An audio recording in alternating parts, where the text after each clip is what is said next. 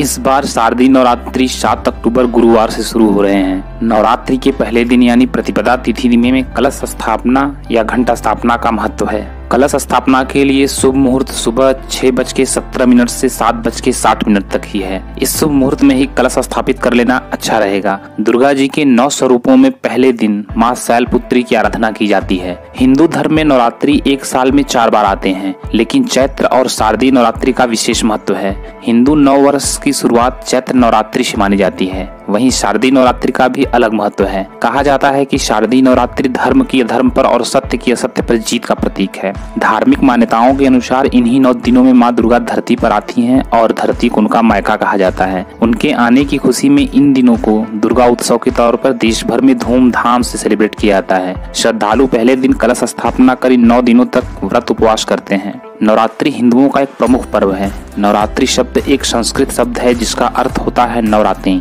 इन 9 रातों और 10 दिनों के दौरान शक्ति देवी के 9 रूपों की पूजा की जाती है। 10वां दिन दशहरा के नाम से प्रसिद्ध है। नवरात्रि मनाए जाने को लेकर 2 पौराणिक कथाएं प्रचलित हैं।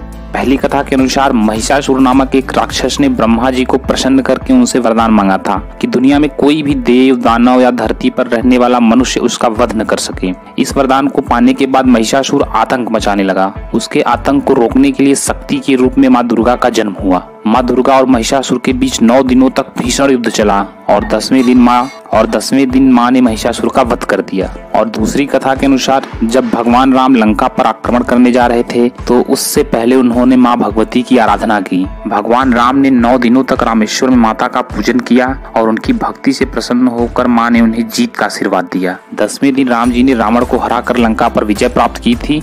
तभी से विजयदशमी का त्योहार मनाया जाता है। नवरात्रि भारत के विभिन्न भागों में अलग अलग ढंग से मनाई जाती है। गुजरात में इस त्योहार को बड़े पैमाने से मनाया जाता है।